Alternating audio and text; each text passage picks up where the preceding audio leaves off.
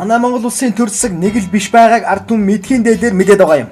Нүдэн дээр минь Монгол улс өр ширэнд баригдаж, гол улс нутаг нуг маань бохирдож, хөрсөн нутаг газар шороон дээр эрх баригчид та нарт болон гадны компаниудад ад үзэгдэн насаараа харж тахиж ирсэн шүтээ минь харийнхны мэдэл ээлж дараадан орсоор байгаа.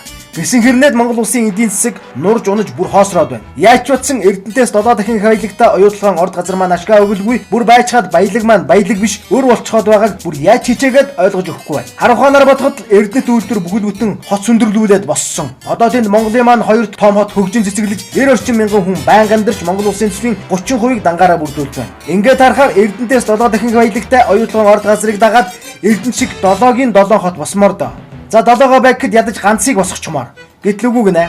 Тэрч бүхэл Монголын баялагийг ухан гадагшин зөөж, Монголын говийн усыг нь хэрэглэж байгаа гадаадынхан манай тэр их баялагийг маань манай зээлдүүлж тэр тусаа өндөр хүү тооцож ясуух. Бүр байцгаад оюутлагаа ухуулж гадаадынхныг баяжуулсан хэрнээ бид нар өөртөө хоцроож явах шиг. Хэтрэнэхэд бүр хэтрээд Монгол улсын засгийн газар нь манай баялагийг ухаж байгаа гадаадын компанид баталгаа гарган хөрөнгө оруулах болтлоо эрхлүүлж байна.